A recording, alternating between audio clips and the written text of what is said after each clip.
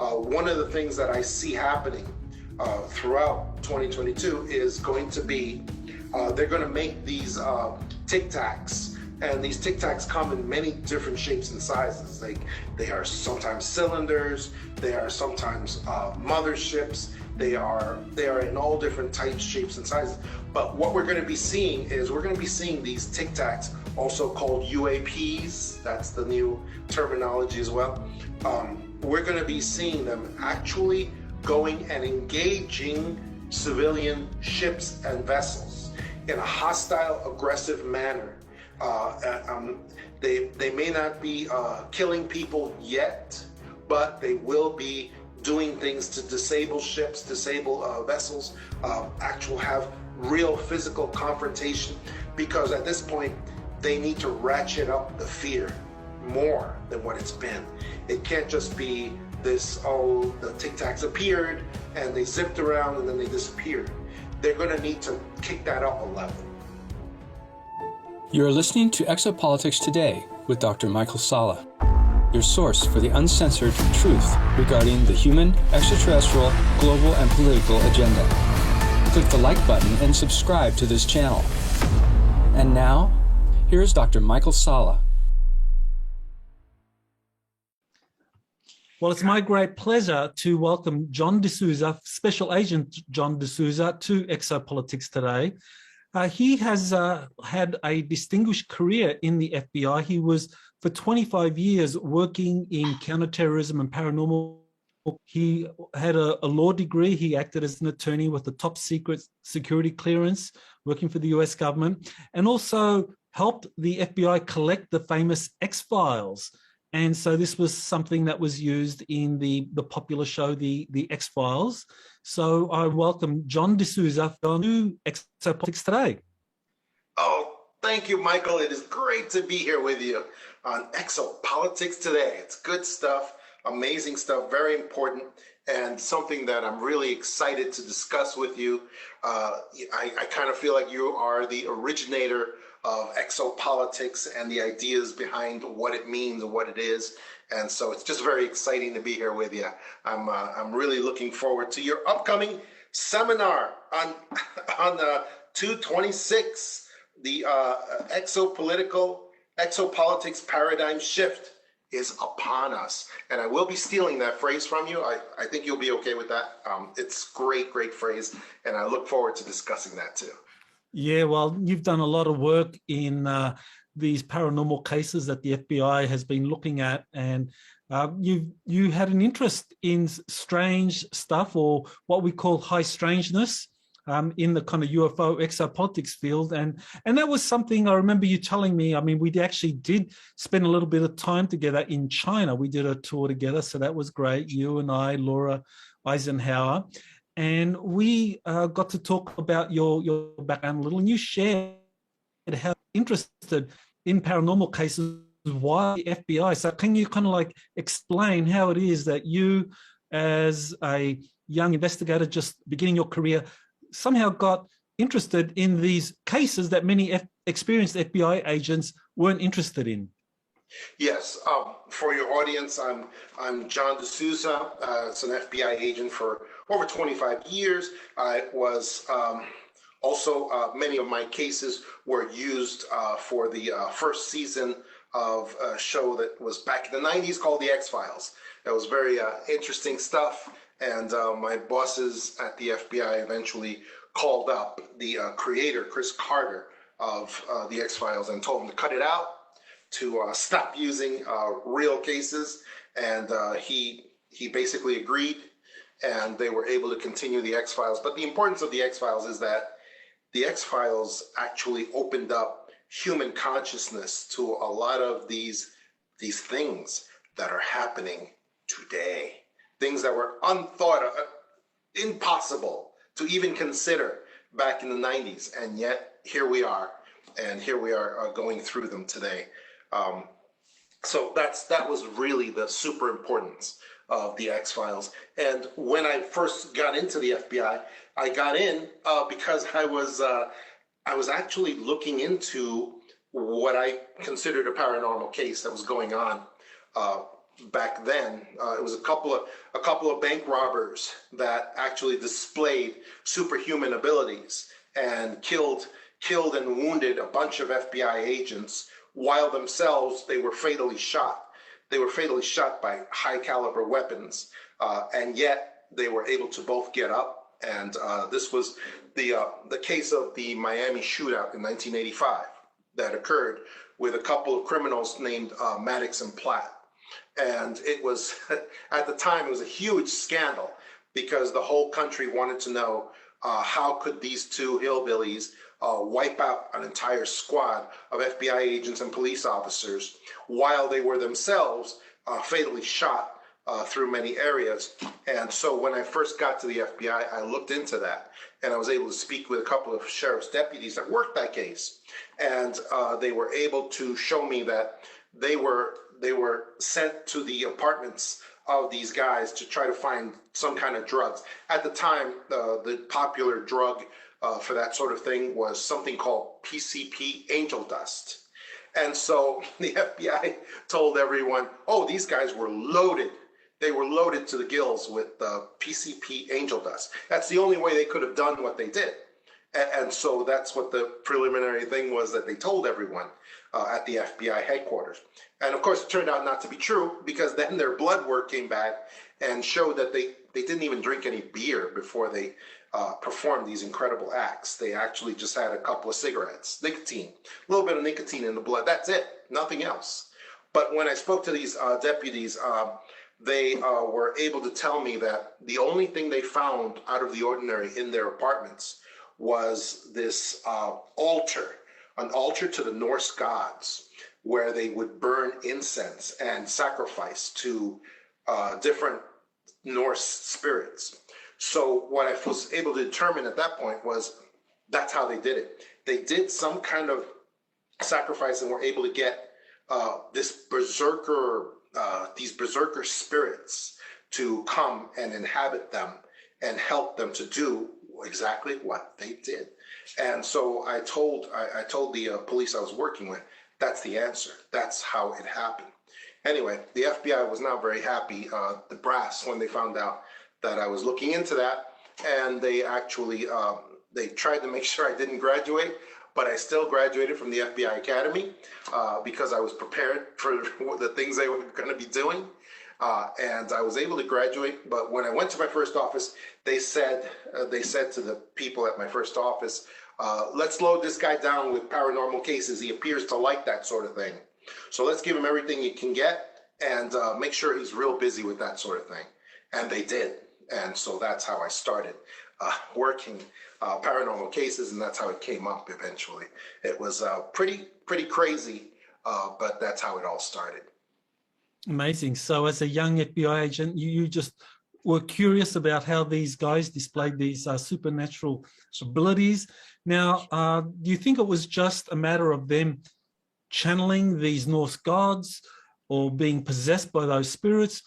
Or do you think there might have been an element of like MK Ultra mind control involved in it? Or could they be like what we today would consider super soldiers that just, went off the rails?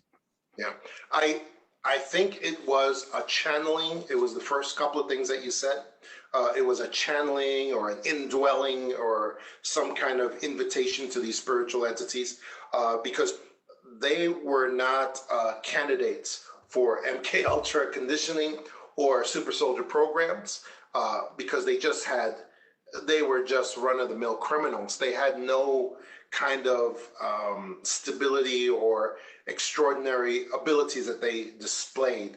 I think people who are taken for MK Ultra programs and super soldier programs are people who have somehow distinguished themselves with some kind of abilities in the past, and they've been spotted by these people, these spotters for these programs, and put into the programs for that particular purpose. At least that's what I've always been told by people who have been victimized by the super soldier programs and by the MK Ultra programs as well. That's what I think. So you are beginning your FBI career. You've been assigned a lot of these high strangeness, paranormal cases. So you start off with that first one during your graduation or during your graduating year. Then you begin working as a field agent, and you're given these paranormal cases. So, did any of those kind of like strike you as suggesting that there are things like secret space programs, extraterrestrial cover-ups going on at that time during your career? Well, absolutely. One of the first cases that I was given as what we call a control case. It's cases that are supposedly not active, but they still have to be monitored and controlled by the FBI. And so one of the first things that was assigned to me was the control file for what I call the smoking gun document. And I wrote about it in my book, The Extra-Dimensionals, and I actually put the document in here. The Japanese taught me how to do this.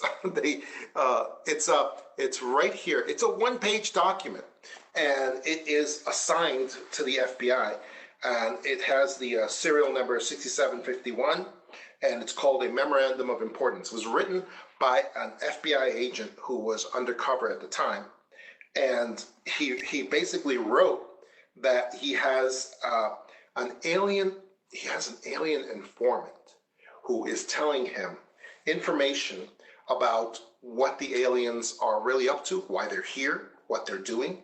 And so he had, and this document, by the way, is dated July 8th, 1947. And it's kind of like as if Valiant Thor wrote a communication to us. That's kind of what it's like, except it's being written by the handler, the FBI handler of this informant that supposedly exists. But he does exist because this agent went to a lot of trouble to write this memorandum, and he wrote it to the scientific community. Apparently, in 1947, around the summer of 1947, there was an explosion of UFO activity all across the earth, everywhere, even before Roswell happened, which Roswell happened right around that time. And this was this huge explosion. So scientists were asking each other all over the world, does anybody have any information on this? What's causing this? What's happening? What's going on here? So he wrote this memorandum that went through FBI headquarters that was out to the scientific community. And this memorandum says in it, you may not believe what I'm about to tell you because you guys are scientists, but it's the truth, so I have to try to tell you. And he basically says, I have an informant that is super normal. That's an old-timey word for supernatural. And he says, and this informant is telling me that the aliens are here for peaceful purposes. They don't wish to have any conflict with us, but their ships have superhuman abilities that would completely annihilate our Air Force if they were challenged. So don't do that, he says. He also says the UFOs don't have anyone inside. The UFOs do not have anyone inside. They are, and he termed it remote controlled. They are somehow remote controlled. There is no one inside of them. He also said these ships are not made of metal. They're made of a kind of a sort of plasma, a shifting state of matter. And that's why they are able to assume different shapes, like shapeshifters. And he also says that both the UFOs and the aliens are here separately, but they come through the same dimensional portals. That's the fact of how that goes. And he says they come here from other dimensions of reality. He uses the Vedic language. He says from other lokas, which is just a word for dimensional reality, levels of reality that do not intersect, kind of laying on top of each other. And yet these UFOs, these alien visitors, are able to themselves intersect from level to level to level. And they use portals, apparently. So it's amazing stuff. It's amazing stuff. It's very interesting stuff. And it's, like I said, he describes that UFOs are not just metal, they're some sort of excarnate energy that is able to appear metallic at times. But finally, most importantly, he says that UFO alien visitors are not physical in the sense that we are.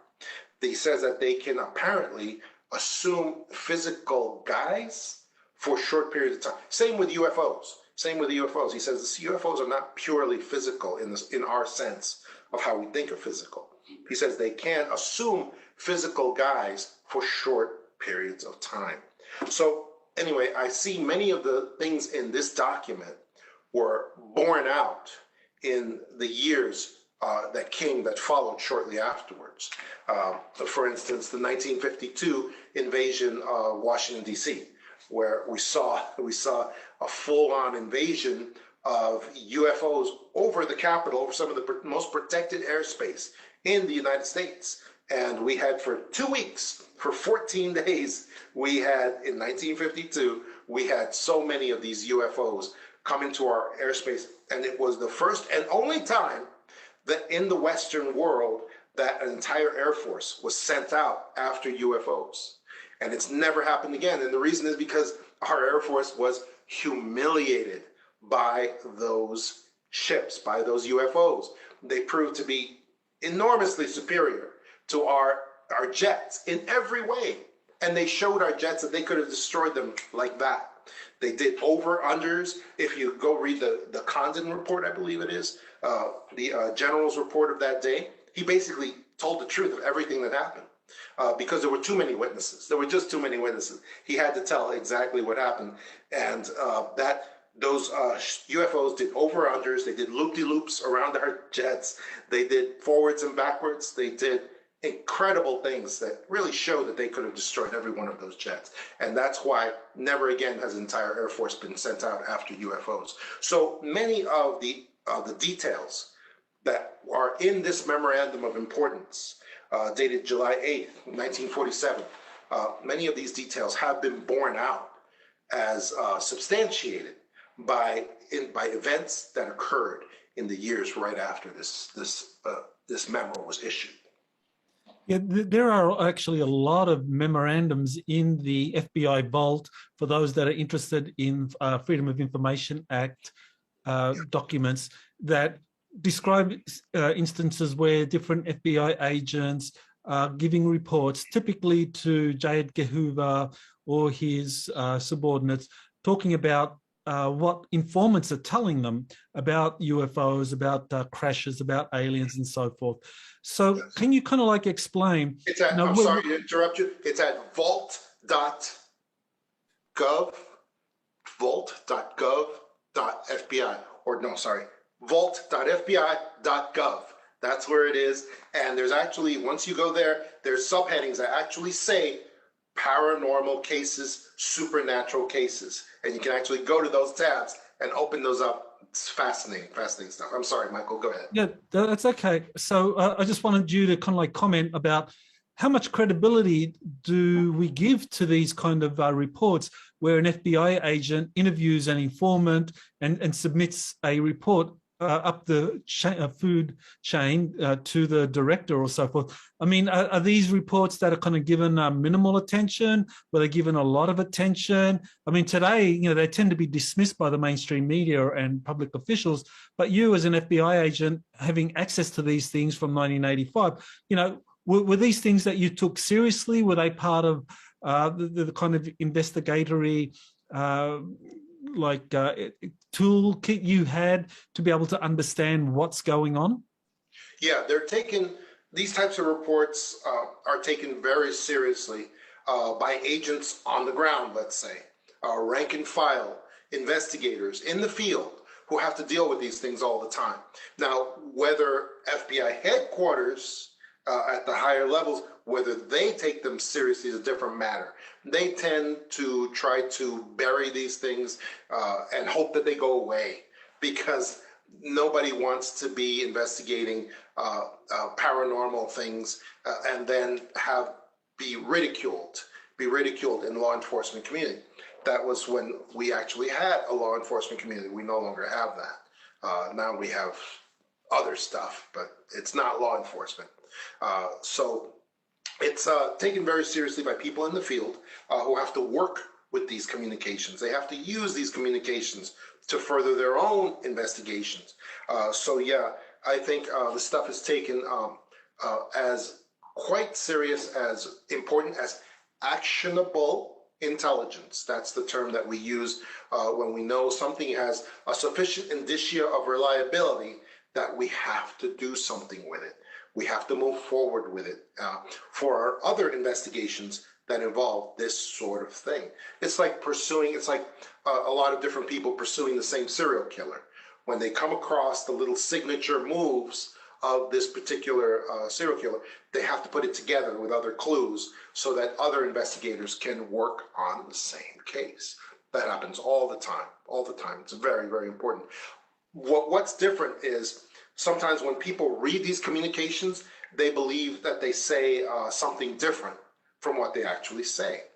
So, for instance, for somebody who's not an investigator, can read the what we call the hotel memorandum, and that's given a lot of significance. It's given a lot of significance as the FBI is here in a public document that you can find at vault.fbi.gov, is giving credence to the entire UFO phenomena. And it's very important because Hoddle was a very high up FBI official. And he was talking to J. Edgar Hoover in that memorandum. So people give a lot of significance to this. However, for someone who's experienced in government who reads that same memorandum called the Hoddle Memorandum, it's not that important to us because we see what it really is. It was just it was a plea to J. Edgar Hoover to get the FBI involved in the Roswell affair, in the Roswell crash. Because if we don't, then if something good comes out of it, like let's say alien technology can be used for the United States Air Force, then the FBI will not get any credit for that. So basically the Hotel Memorandum was nothing more than reaching out and advising the director of the FBI that, hey, you have to get your agency in on this or else they're not going to get any credit if something good comes out of it. And the Air Force is going to get all the credit. You don't want that. And so he was just saying in the memorandum to J. Edgar Hoover, you don't want that to happen. You don't want the Air Force to get all the credit. You want to be involved. You want to get some of the credit. So let's get the FBI out there. Let's get them working. Let's get them moving on this. And it'll be a really good thing. That's what the Hotel memo really said. Mm-hmm. Yes, so some of these memos were very revealing in terms of the relationship between the FBI and the Air Force. So I remember one of the memorandums. Now, I think this might have been a leaked Majestic document as opposed to a FOIA document that's released officially. So in this Majestic document, J. Edgar Hoover was actually complaining that the Air Force denied the FBI access, or was it the Army? I think it was one of them, the FBI, sorry, they all used to do it. It might have been the Army that denied the FBI access to one of these crashed discs.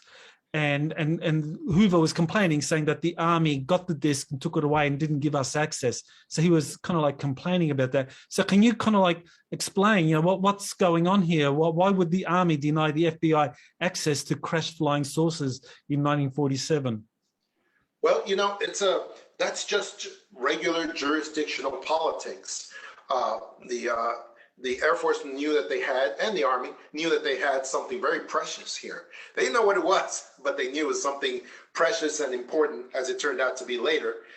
And so why would they give or share jurisdictional custody over these things with an agency that's just out for their own?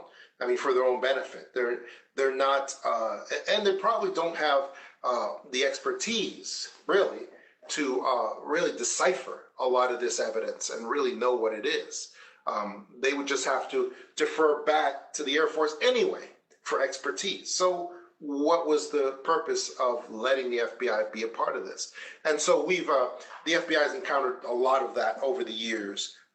If they're not truly needed in a situation, there's no reason to let them in. And that's always been the case. It's always occurred.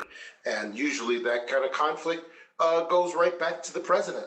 And then the president has to settle it.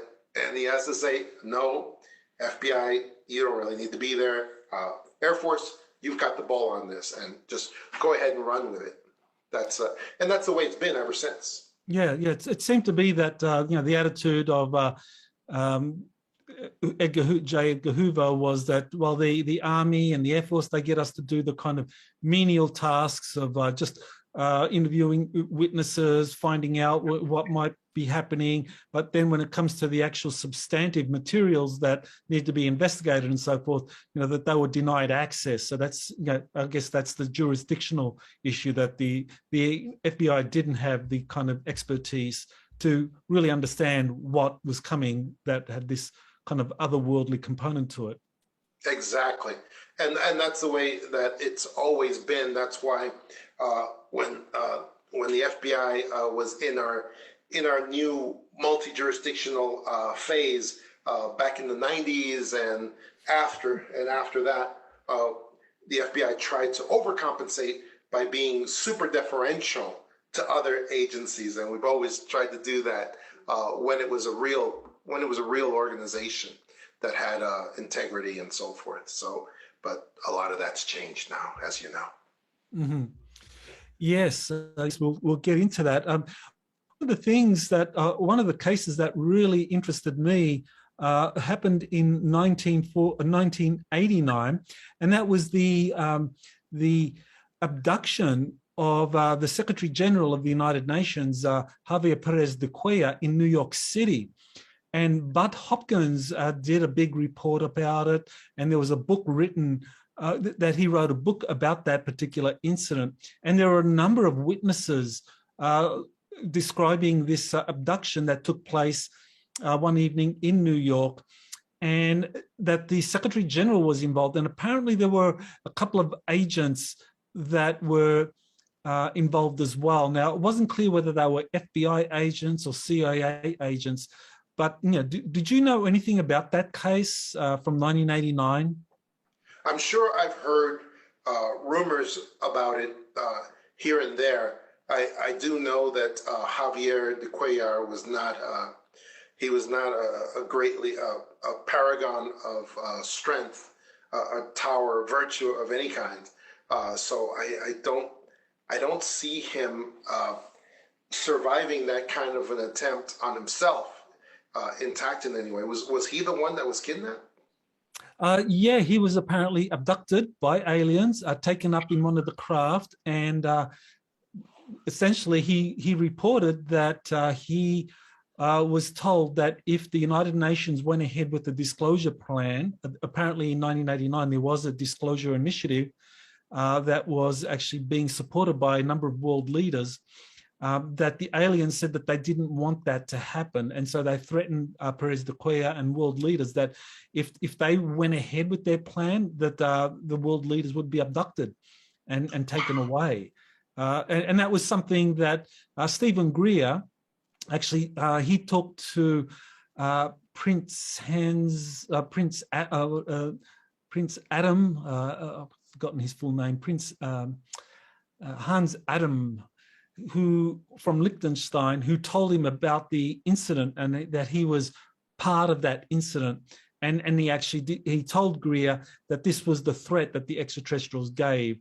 They wanted to stop the disclosure initiatives going forward. And Greer kind of like objected to that, saying, no, that couldn't be the extraterrestrials. That had to be humans. And so that sounds like Greer, yes. Yeah. But Disclosure Project was shut down right after that, right? I bet. Yeah, apparently, yeah, the idea of going public with extraterrestrial disclosure, because, in 1989, the Cold War was just over, the Berlin Wall had collapsed. So there was this wave of enthusiasm and optimism and the peace dividend and all of that. So people were very optimistic. And so the United Nations wanted to kind of like roll out the truth, but they were stopped. I believe it all sounds extremely plausible and very authentic to me. And the actions that occurred right after seem to fit in with the narrative that this really happened, and that Cuellar, I'm sure, after he finished crying like a baby, the aliens probably pinned the message on his chest like a child and sent him back. And I'm sure they all got the message. I'm sure that they all got the message, and that's why that was canceled. That sounds very plausible to me. And I'm sure that the agents that were involved were probably men in black that weren't from any agency. But they claim to be from every agency, as that's what their MO is.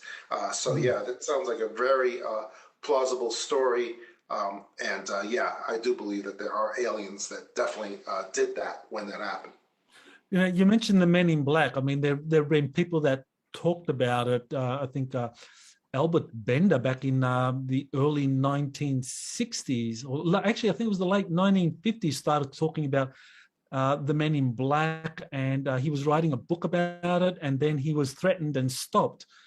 So, you know, as during your career, did you ever come across any files, any reports that there was this mysterious group of men dressed in black going around intimidating UFO witnesses or abductees? Several times I've come across that, and yeah, I have personal experience of that. And yes, the men in black always have the same MO, same appearance. They always show up. One of the places that they famously showed up was the hotel appearance. It may have been Ottawa in Canada, when the largest hotel in Canada had a giant mothership show up above it and basically stayed there for about 3 hours. And many people got, I think it was like, what was it, like 2002 or something like that, 2005, something along those lines. And I basically stayed up there for a long time. At times it was seen, other times it wasn't, because there was a lot of cloudiness. But it was this giant mothership that just showed up over the largest hotel in, I believe it was Ontario or Ottawa. I don't remember which. And it was, and many reporters got pictures of it. Pictures were very difficult because it was giving off so much light downward. It was right over the hotel swimming pool. So the hotel had a giant swimming pool. It was a very large hotel in downtown there in Canada, and it was there for like 3 hours, and then it just disappeared. And there are some good pictures. Of it. But basically, after that event was over, the FBI was sent to consult the RMCP and CSIS, the Canadian Security Intelligence Service, and we were there to help in any way that we could. And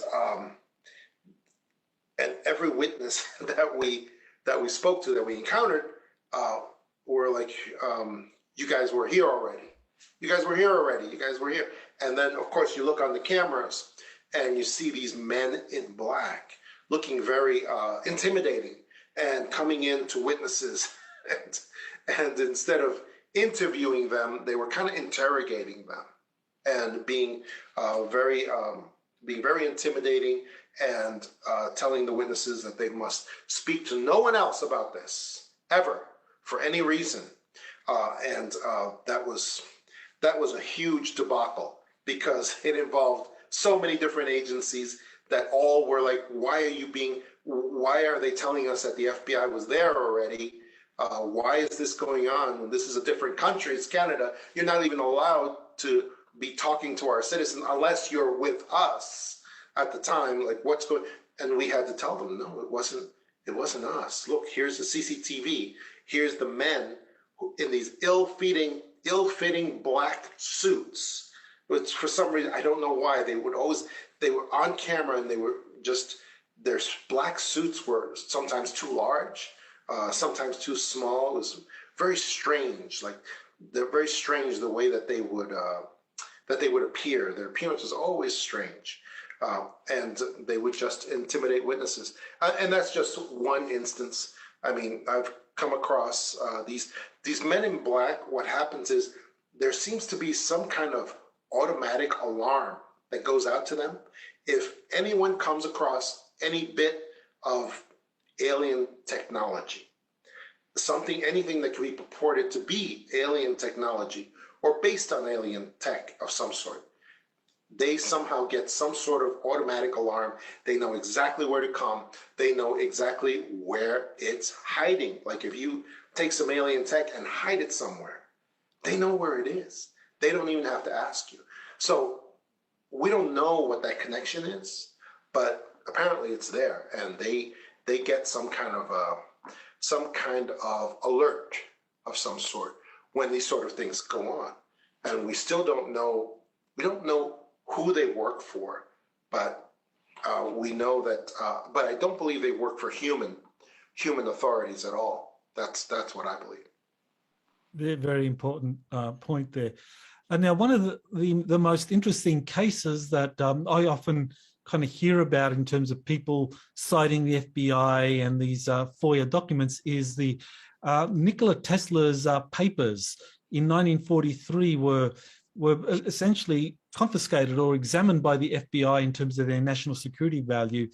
And they actually got the uncle of President Trump to lead the investigation. Professor John Trump from MIT actually was asked by the FBI to look into Tesla's papers to see if there was anything in there of any great national security relevance. And so, what do you know about this FBI handling of Nikola Tesla's death, and there's stories that the FBI is sitting on a lot of Tesla's inventions since that time? Yeah. Well, first of all, John Trump was brought in as a contractor. He wouldn't have led an investigation because he's not an agent, but he was a physicist of some sort, and he had the major expertise in looking at these materials. So the FBI often hires contractors from outside who have expertise in the area that they're having to deal with, so that he would actually recognize what the Tesla papers were involving. And the FBI basically would have handed off all the material to him. They wouldn't have kept anything. They didn't even understand what they were looking at anyway. So why would they keep anything from Tesla? They would hand it all over to John Trump, give it to him basically, and just basically wash their hands of it and say, okay, you make the determinations as to what's important here and what's not. Then at that point, John Trump would have known that his major mandate from the powers that be at the time were ultimately you have to make these things disappear. That's all they really cared about. They just wanted Tesla technology not to be available to humanity. That's what the powers in charge wanted. So they would have allowed John Trump to have all the papers, have everything, take, and examine it at his leisure. And as long as he made it all disappear ultimately, which I believe he did, but I believe he kept a lot of it, and probably, which was perfectly fine for him to do, because as long as it didn't come back into public hands, that's all they cared about. And I believe that he did a lot more with those papers than anyone could ever guess, involving, who knows, free energy, time travel, and who knows what else.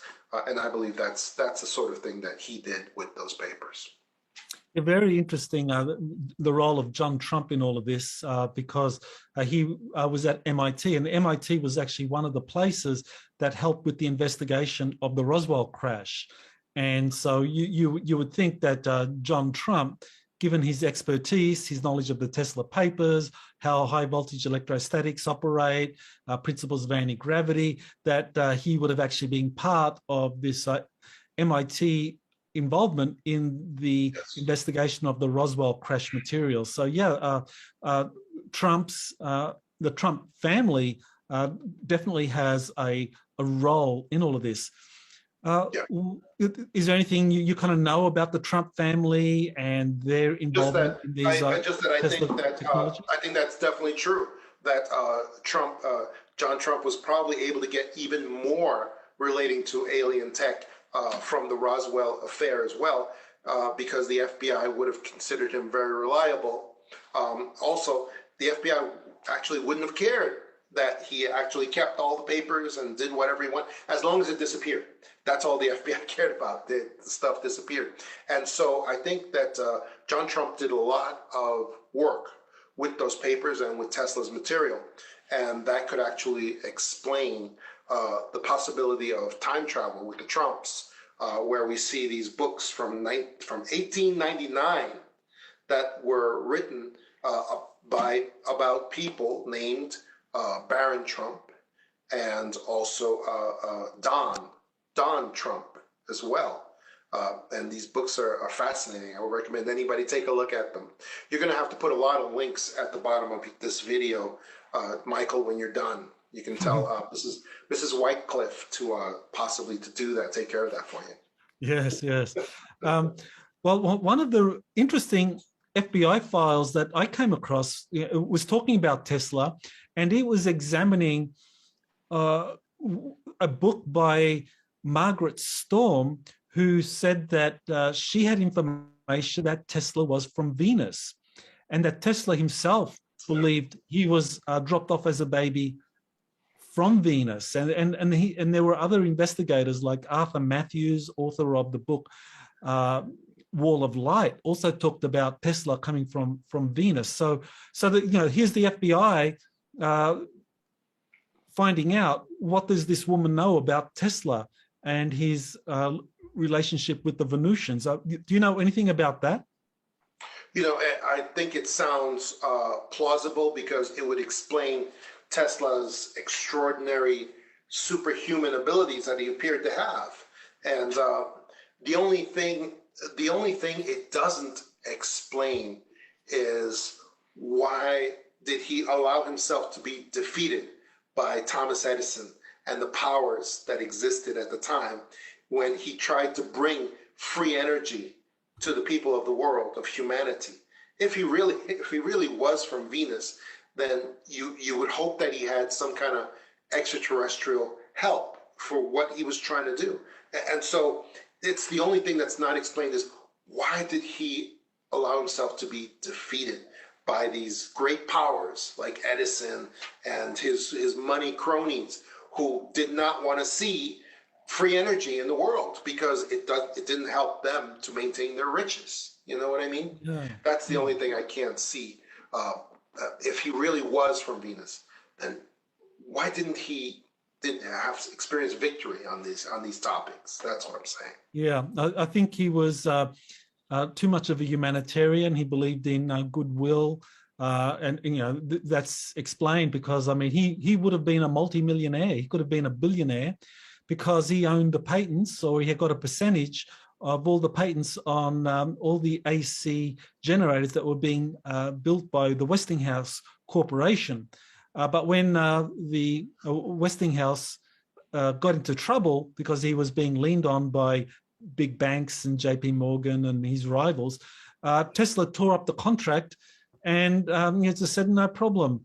And that turned out to be a big mistake, because Tesla then became dependent on people like JP Morgan for funding his projects, and that worked for a little while. But when it came to the crunch of like disseminating his technologies, he didn't have the funds to go it alone. He needed people like JP Morgan, and so it was, I think, it explains, if he's a Venusian and comes here with that kind of idealistic belief that, well, if you do good deeds, that will come and come back to support you. That doesn't work on Earth.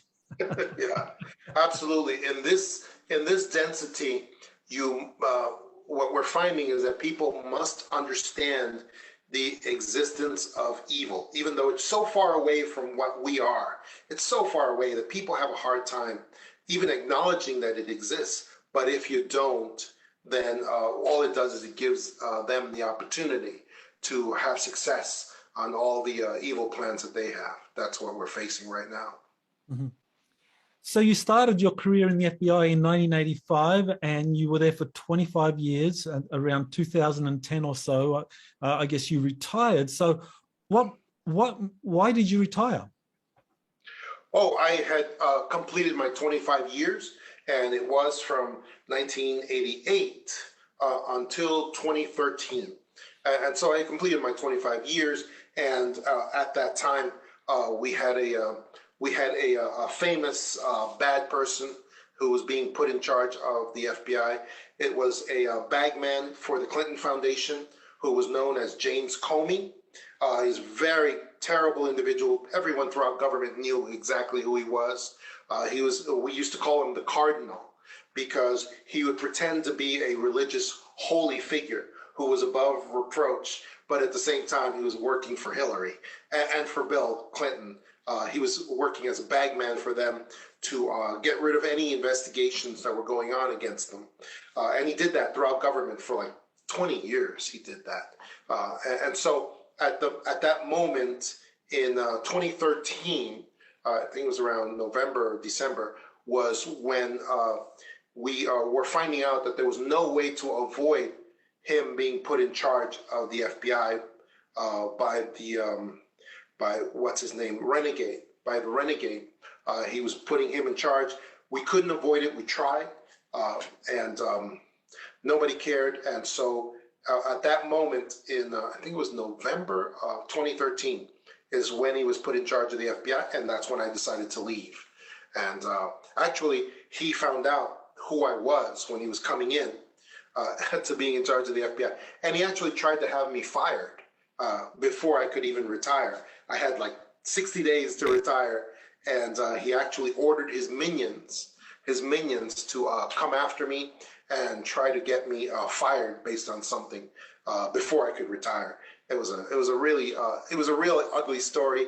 I talk about it in the movie 1,000 Pieces, and I talked about that. So yeah, that's why I left, and I was very happy to leave at that time, and I was happy to be able to actually to retire, and I was able to defeat Comey's plans to have me fired in those last days when I left the FBI. Can you maybe elaborate on what it was that you were doing at that time that Comey wanted to have you fired for?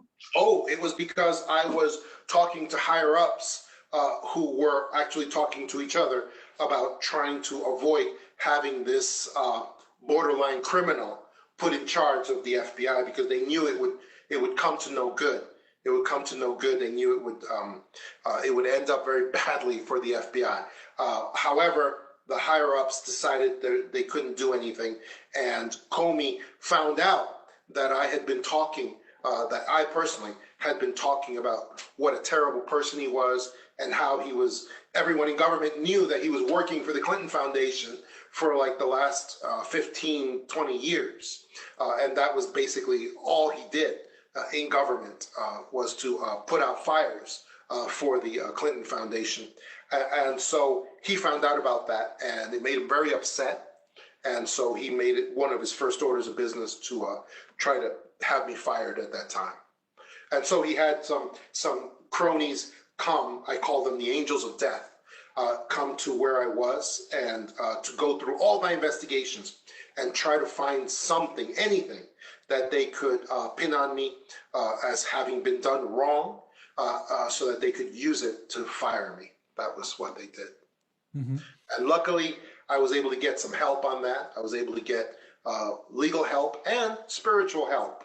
And I was able to defeat their plans to actually do that to me at that time. And like I said, I go into it in the movie 1,000 Pieces, which is a very excellent movie on Vimeo. That's what it is. Thank you for that. So it's very topical, because we've just had this John Durham submit a filing where he talks about the Clinton campaign's manufacturing of the Russia collusion narrative, that the Clinton campaign put this together. And of course, James Comey was the head of the FBI. So it's kind of vindication for what you were saying. And this is all coming out now. It's just the beginning. But what do you think is going to be happening over the next few months as Durham continues his investigation, and as more material comes out about how the Trump-Russia collusion was contrived by the Clinton campaign, and the FBI played a role in facilitating that to go forward. I think that looks really positive. John Durham is a great investigator, and he's an independent counsel, I believe.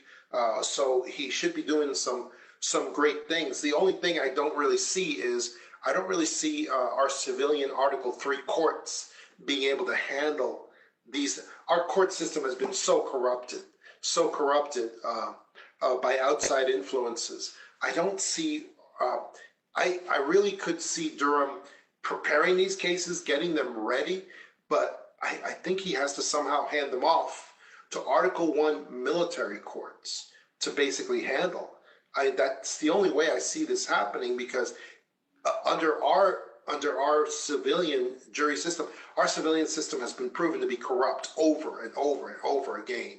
I mean, if you just look at what just happened with Ghislaine Maxwell, where that judge decided to find her guilty of something, and it's the first time in history that child traffickers have been convicted, but with no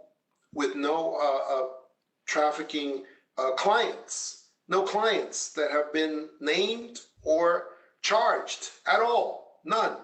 And also with a judge that then seals the records of who all the people are participating in this child trafficking. How could that happen? It's just it's hard to believe that kind of corruption is happening out in the open.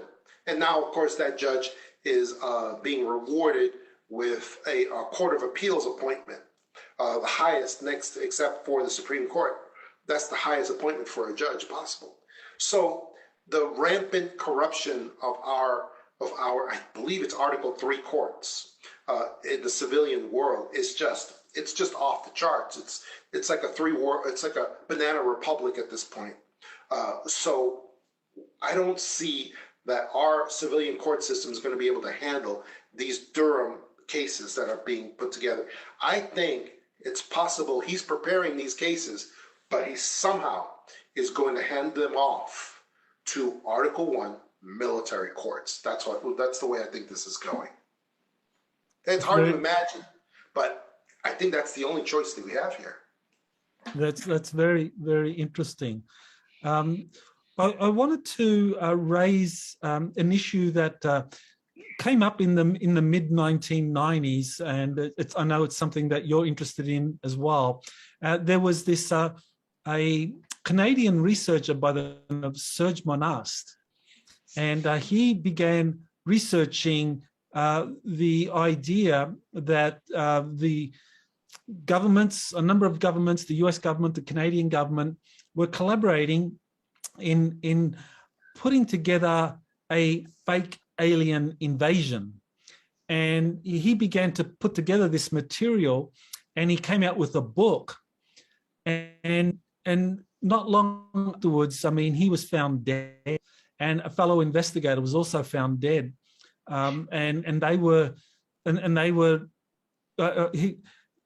had supposedly had a heart attack, even though he was relatively young, in his mid 40s. But it was very mysterious, and we know the church committee talked about the CIA having these kind of heart attack inducing technologies. So what is going down with this whole idea of fake alien invasions and the taking out of researchers, going back as far as the 1990s, that were putting out their data about this actually being something that was being planned by different governments, or the cabal, to put it more precisely. Yeah. Oh, absolutely. I believe that the cabal has this as one of the arrows in their quiver that they are reserving in case things go bad. As we see this this pandemic is falling apart. It's not working for them. All over the world, people are rejecting what's going on with the restriction of our freedoms, and that's been falling apart for them. they're going to have to change tactics. They're going to have to do something different if they hope to escape prosecution for their many crimes against humanity. They're going to have to do something else. And I think fake alien invasion is one of the main things they have ready. And here's one of the keys to understanding fake alien invasion is that our military, for instance, our military industrial complex is so large, so huge. It's larger than many countries that we know. It's actually, and so we have segments. It's not a monolithic thing. There's segments of the Pentagon that I refer to as the dark Pentagon. It is military officials that are working with the cabal. They're working pretty much openly with the cabal. And I believe that's the case in, but there's also white hat military, a section of the Pentagon that works with the white hats and works with them very closely. And also, that's probably the case in other countries as well, with large segments, like China. China is not a monolith. China has sections that want to rebel against the CCP, against the PLA. They want to work for freedom, but then you have the dark sections as well. So that's the case in several countries as well. So that's what we're dealing with. And all the dark sections of those militaries are working together, and they are hoping to have fake alien invasion happening. And that's going to be one of their final cards to play in order to save the cabal from being exterminated. That's what they're hoping for. And so in 2022, as you're doing in your seminar, upcoming 2022 and beyond, one of the things that I see happening throughout 2022 is going to be they're going to make these Tic Tacs. And these Tic Tacs come in many different shapes and sizes. They are sometimes cylinders. They are sometimes motherships. They are in all different types, shapes, and sizes. But what we're going to be seeing is these Tic Tacs, also called UAPs. That's the new terminology as well. We're going to be seeing them actually going and engaging civilian ships and vessels in a hostile, aggressive manner. They may not be killing people yet, but they will be doing things to disable ships, disable vessels, have real physical confrontation, because at this point, they need to ratchet up the fear more than what it's been. It can't just be this, the Tic Tacs appeared and they zipped around and then they disappeared. They're going to need to kick that up a level. And so we are going to see physical engagement where the Tic Tacs and the UAPs prove themselves vastly superior to whatever human vessels they're facing at this point. And we're going to see a lot of that throughout, because they really need to get the fear up to get back on the map with this fake alien invasion. And we're going to see a lot more politicians start supporting the Tic Tacs and the UAPs. And they're all going to be getting online to support them and to show how important they are. We saw that the governmental agency fizzled out that was supposed to be coming in the United States for the UAPs and for the Tic Tacs. That all fizzled out, and it's just because of timing. It's just because of timing. They basically just put a pin in this, but they're coming back to it later, and we're going to see a lot of it in 2022 as well. Yeah, that's one of the interesting topics, is that this office for investigating UAPs, Congress actually passed the legislation in December of 2021 and giving the Pentagon and the Director of National Intelligence 6 months basically to set up this office. So you think the office that they're setting up is really just a cover for the cabal using that kind of dark military faction to stage a fake alien invasion? Yeah, using super weapons. That's why when the to the Stars Academy and their fakers, when all those fakers came together and started saying about how this agency existed under what's his face, Elizondo, and all this stuff. None of that was true. None of that was true. It was revealed afterwards that nobody could find anything about this agency that supposedly this Elizondo character was active with and in charge of. It didn't exist. It wasn't real. But they're not going to stop trying, though. They're going to come back with more, and they're going to show evidence. Oh yeah, this agency exists, and here's the information about the agency. They're actually doing this and doing that, and they're going to show material, but it's going to be all cabal generated. It's all because they're generating this whole thing, and they're trying to make it so that they can capture the imagination of the American people, to make them very interested, fascinated, and scared. Make them very, very scared. That's the primary thing they're looking for as we move forward, and they may possibly have to use fake alien invasion. That's what we're looking at. Yeah, well, definitely that's something we need to keep in mind.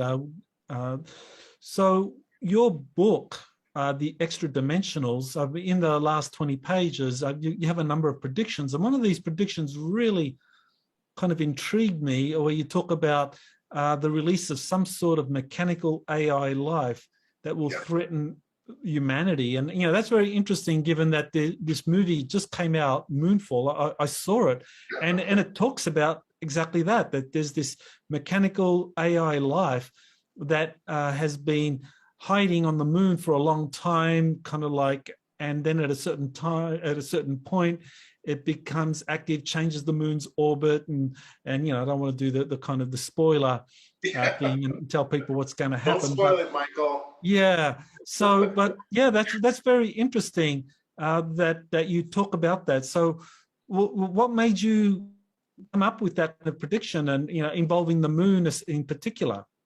You know, I'm not a scientist. I'm an investigator, and sometimes what happens is you start to accumulate clues, one on top of the other, and then you have to connect those clues.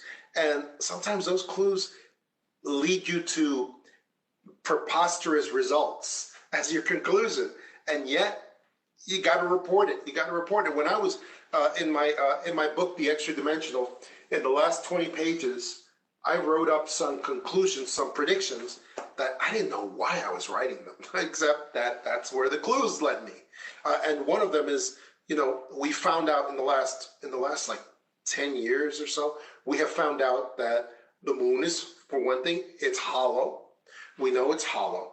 We found out through some incidents that occurred where something crashed into the moon, and it set off a ringing bell sort of sound that went on for an hour or longer, and was picked up by our instruments. So we know the moon is hollow. We know that there's no atmosphere. There's no atmosphere at all that could support biological life like us.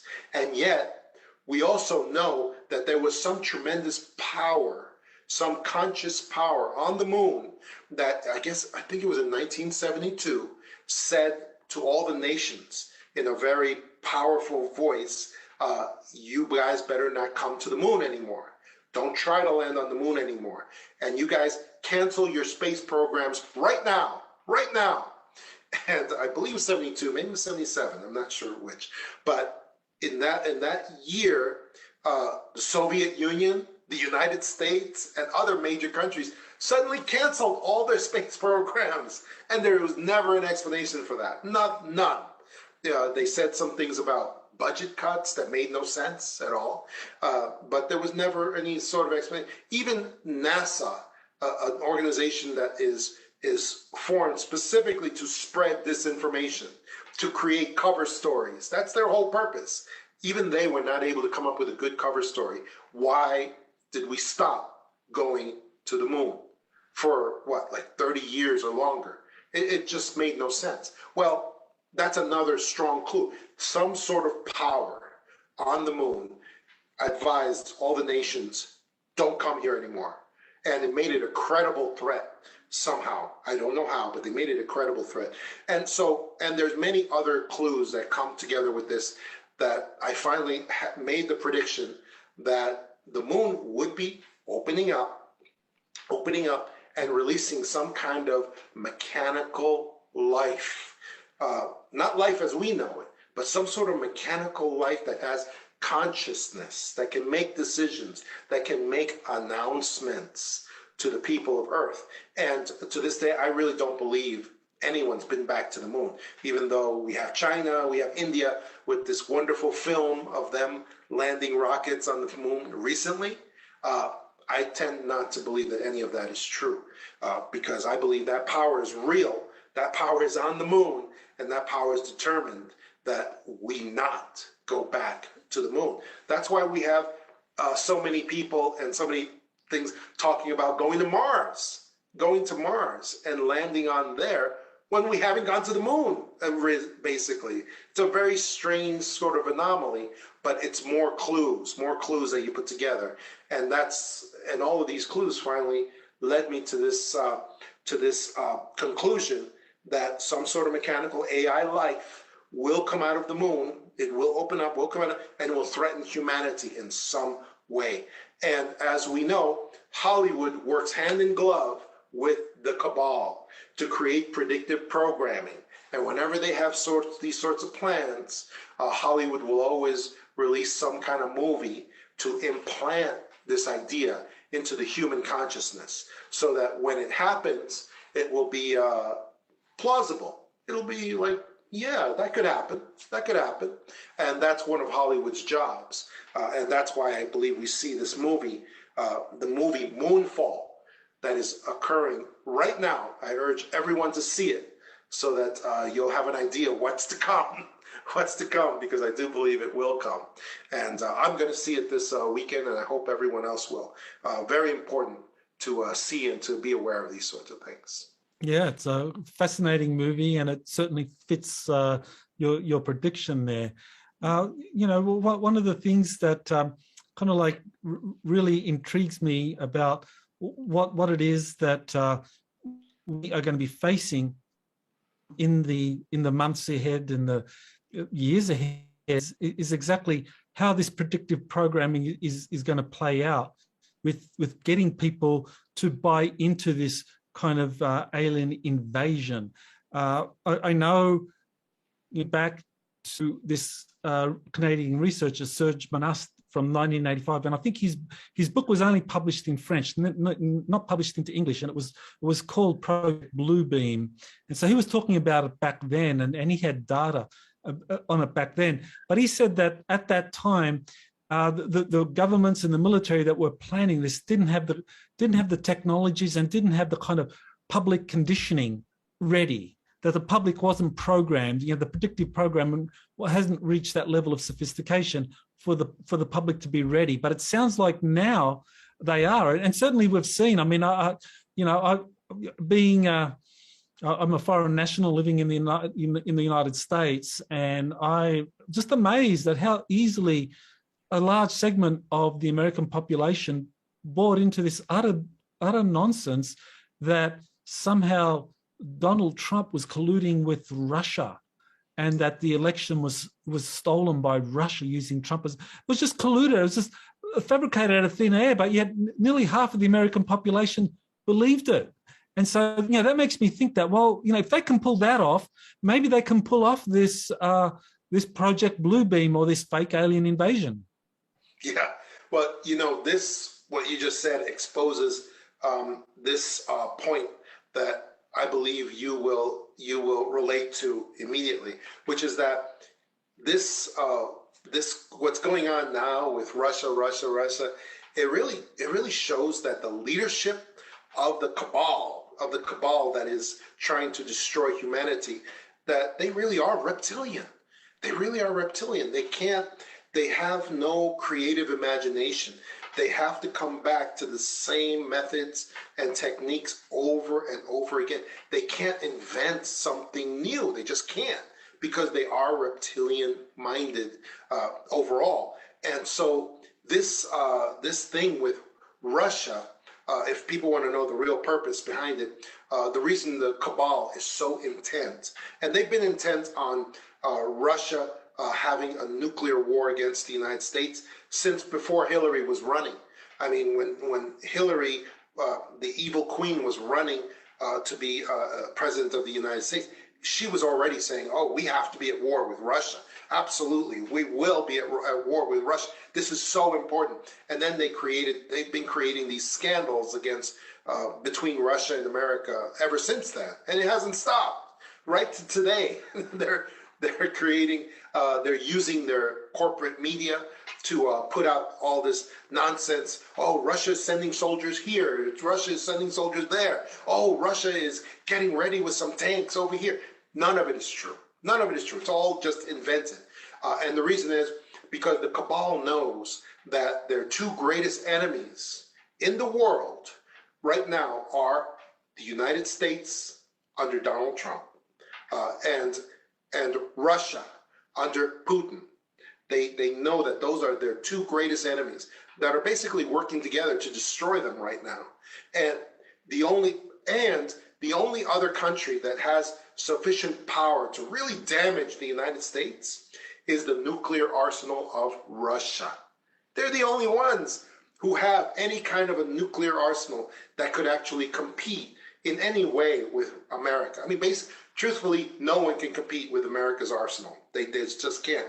But at least the Russians could come close to creating sufficient damage to destroy America in some capacity. And then, of course, we could destroy Russia as well. And that's the cabal's wet dream. That is their ultimate fantasy, is to have the United States and Russia both destroy each other to a large extent. Because those are their two greatest enemies right there, gone in a single shot. That is why they are right now creating this nonsense with Croatia and Russia. That isn't happening. And they're making up stuff about Biden. Biden's clone is sending soldiers to here to respond, and he's sending jets to over here to respond. Biden's clone is not in charge of any of the military. He's not sending anyone anywhere. The only soldiers he has with him are the Hollywood soldiers that have those Hollywood soldier outfits on, as well as the fake Secret Service he has running around with him. That are, again, they're just Hollywood extras is what they are. So that's where we really are. That's what's really happening. And the average normie in this world right now, it's like Morpheus said to Neo. They're just living in a dream world if they're watching corporate news and believing anything that they're saying. Yeah, well, it's very interesting that this whole Russia, Ukraine, US conflict is going on, because I'm hearing from different sources that there is actually something in Ukraine, some ancient arks, ancient spacecraft that both the Russians and the Americans want to get control of, and so that's at the heart of the conflict. And interestingly, Kerry Cassidy, I think you've been interviewed by Kerry, right?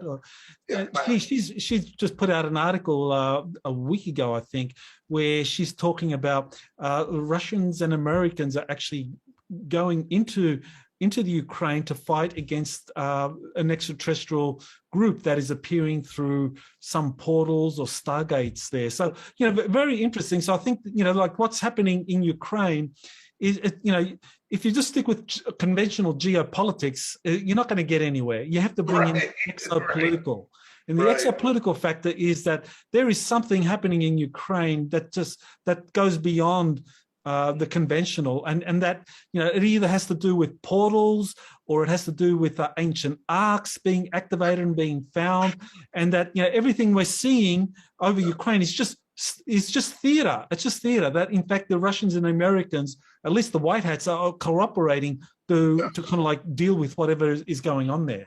Yeah, now that I believe. See, that seems very plausible to me, because that would actually explain why suddenly the entire all cabal assets are so intent on the war with Russia, the nuclear war between Russia and America starting right now, because they're seeing Americans and Russians working together against this group of aliens in Ukraine. That I could see, because that would alarm them greatly.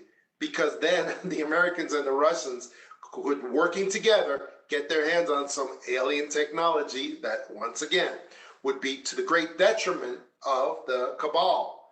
And so that would actually explain why the sudden desperation to get this nuclear war going right away. And that actually is very plausible to me, and I definitely could see that happening for sure. Yeah, well, one of the other points that you talk about in the Extra-Dimensionals is you say that there's going to be a period when these extraterrestrial motherships begin arriving, and they're just going to appear over major cities, and people will be really fascinated and absorbed by this phenomenon.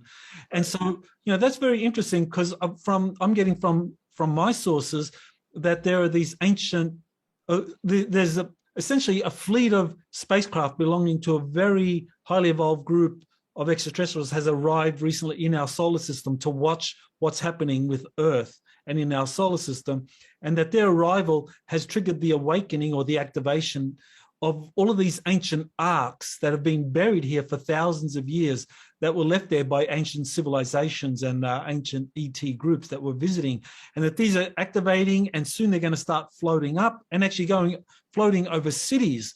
So that's very interesting. It's like, wow, that information matches what my sources are saying. Oh, absolutely. And the major part of that operation is going to be silence.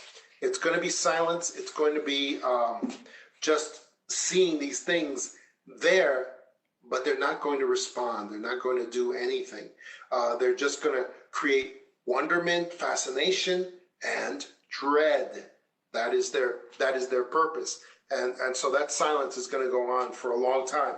And that's why we need to educate each other now to be ready for that moment when it does come. And it will come soon. Also, I think there's going to be activation, in addition to the activations you were talking about, I think there's going to be activation of many of these portals that we see around the Earth. Sometimes the portals are in megalithic structures where you see these doorways that are carved into solid rock. And it's a doorway with no door and no way through. But that's because they're not activated. But once they do get activated, people will be able to use these platforms, and they may be like what we know as jump pads that can teleport people from one place to another, maybe in this solar system, a place that is ready to receive them. And so we're going to be seeing that too, and that should be really fascinating. Whichever way you cut it, we are at a period of tremendous transition, and we're going to this, as you said, this exopolitical paradigm shift that is going to be happening, and people need to be mentally prepared somewhat for this. They need to be mentally, so that they just don't lose it when these things occur and just go crazy. They need to have something to fall back on. And that thing is you, Michael. It's you and me and others who have talked about these topics and are here to tell them it's okay. Everything's fine. This was planned. This was something we knew was going to happen. There's no need to panic. There's no need, the cabal is so happy to always say, oh, no, we can't let humanity know these things. They'll go crazy. They'll go nuts. They'll pull their own heads off. Okay, that's not going to happen. That's not going to happen. They're gonna look at Michael Salla's writings, at his presentations, and they're gonna say, oh, it's okay. This was predicted. This was predicted to happen.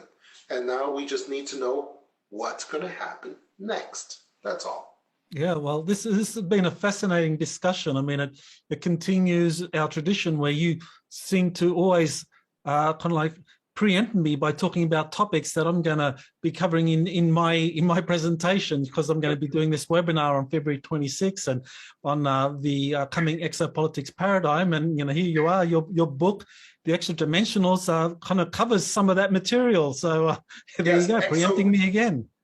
At exopolitics.org, everybody get your tickets. Michael Salla, what's coming in 2022 and beyond? The exopolitics paradigm shift. It's happening, folks. get ready, be steady, calm, hold it down, learn what Michael has to say, be there. I'm going to be there at that seminar. Please, folks, you got to be there at that seminar too. Very important for our future. We're in the transition right now.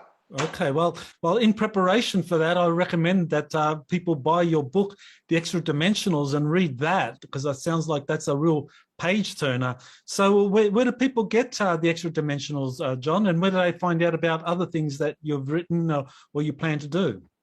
Oh, just get The Extra-Dimensionals at my website. You can. I'm told that people just Google my name, John DeSouza, and they find all my stuff that way. But you can go directly to johntamobooks.com, and my books are available there. It's very important stuff. The predictions that I gave in the Extraterrestrials, they're happening. They're happening now. And another one of the